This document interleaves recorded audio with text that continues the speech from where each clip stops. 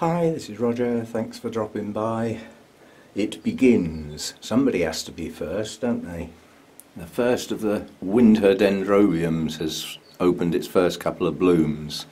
And these are a surprise pair of blooms. Because last time I filmed this, we're concentrating on this cane, which is last year's growth. And because of the angle I filmed it at, I didn't even notice the two buds on this cane. But we've got our first two winter resting Dendrobiums, and I know this camera has trouble catching the sparkly bits, but these blooms sparkle when the light catches them. They're very delicate colouring, very delicate markings, and they don't last long, so we have to take advantage of them. I think they are one of the really short ones, like 10 to 12 days, but we shall see. I mean, these two have only just opened, so we'll get to see. And this is the last of the sunshine today. We've had some really bright sunny days, hence the shade netting hurriedly put up to stop everything getting too warm in here.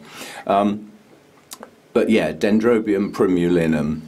Got a feeling that might have had a name change, but this one is not only coming into bloom, but I've noticed on the resting Dendrobiums, quite a few of them this year are behaving properly, i.e. they produce their buds and their new growths. I've got a new growth on two canes here so far. I'm hoping for more. I'd like a few more than two canes on this time round, but we'll have to wait and see. There's a couple that haven't got buds yet out of the winter resting types. I mean, in actual fact, the the silhouette might be handy now. You can see the buds come silhouetted on that cane, pushing out nicely. 2 or 3 per node, so that'll be a good blooming. There's 2 canes with buds on that one. That's the other cane there. Let's see if I can get the silhouette again. It seems to catch the buds. But I'm not getting all these down today. They were watered yesterday. But this one up here, Friedrichianum, has no sign of buds yet. But looking at the date this bloomed last year, this isn't a late winter, early spring bloomer. It's more like a late spring bloomer. With the amount of new growth that put on last year, I'm expecting a good blooming. But it's a wait and see, I mean, I think last year was its first real blooming. What else have we got? The Hercoglossum is not a winter rester, so I don't count that. The Findlayanum has buds on some of the spikes, pushing out nicely now. So we should have some blooms on there. Most of last year's growths have started some buds, so that's good.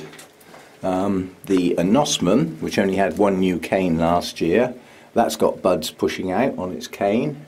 See if I can get the silhouette again. Shows them sticking out from the sides. That's that one. The Jenkinsii has no sign of blooms yet, but there again, that's not a late winter, early spring bloomer. It comes out a little bit later. And the hairy monster up there, Dendrobium senile, taking that off the list of a true winter rester, because I just don't believe it is, quite honestly.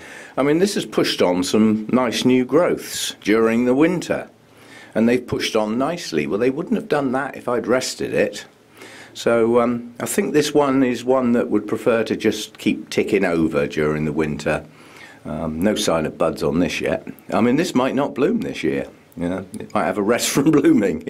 We had some blooms last year, but we shall see. But what I'm trying for with this plant is to get a nice, strong, healthy plant. Because these can be prone to just keeling over. I mean, my original one did that. Never really found out why. But it's the older leafless canes that tend to bloom. But last spring we actually got some blooms on some canes that had leaves on. So I'm just going to let this ride and see what happens, and just hope that maybe some blooms will come down the line. But it's growing nicely, and it's got more new growths just starting. So I think by the end of this year, you see some new growths pushing out lower down there. I think by the end of this year I should have a good strong plant. It's not even really one plant. I think there's 4 on there. I bought it as a single plant, but when I went to mount it, it wasn't one plant, it was quite a lot of small pieces, which is a trifle annoying when you expect one big mature plant, but nonetheless each one of the plants is now growing on quite nicely. The largest is obviously this one on the left. You know, that's even got some old leafless canes on it, so but we'll keep our eye on it. Maybe we'll get some blooms. But I've moved it. You notice it's over here now.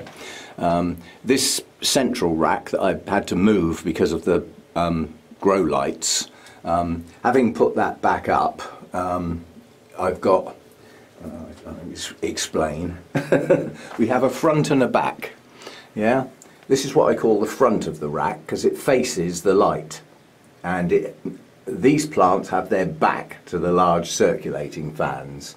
So on this side I've got the ones that, although they like a wet dry cycle, they don't like to dry too fast. Things like the Tolumnias, there's an Orangus up there, a Miltonia. So these are the ones that need a wet dry cycle but not quite so quickly.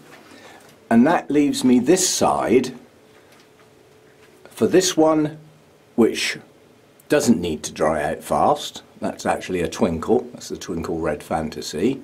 This one doesn't need to dry too fast, but it does need to dry off in between watering. And then these two not necessarily need to dry fast, but they're cooler growers.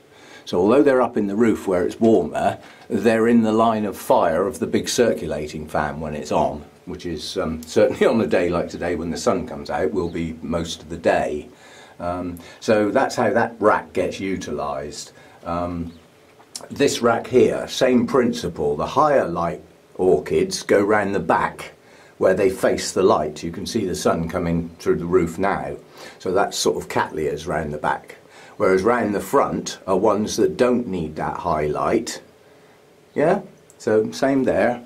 Same over here. Yeah, round the other side of that rack, it does get quite warm as well as being quite bright light.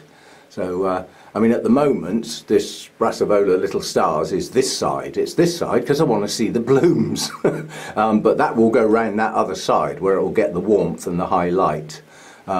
Again, with the Tolumnias, if they get too warm they dry too fast. That's why they're round this side. So I do utilise these racks. They do have a front and a back, except for this one. That just goes down the middle. But even that one, this Dendrobium here, started getting a bit purple, started getting the purple tinges, so that obviously doesn't like quite so much light. So by bringing it round here, it's hiding behind the mounts on the other side of the rack, so it doesn't get quite so much light as the others. So yeah, that's that. But yeah, I just thought I'd show this, you know, out of the winter resters, somebody always has to be first, and I don't think this was first last year. But yeah, first 2 winter resting blooms, and very attractive. We have to take advantage of them because they don't last too long. Well, this one certainly doesn't. So yep, that's it for today, and I'll see you next time. Thanks for dropping by.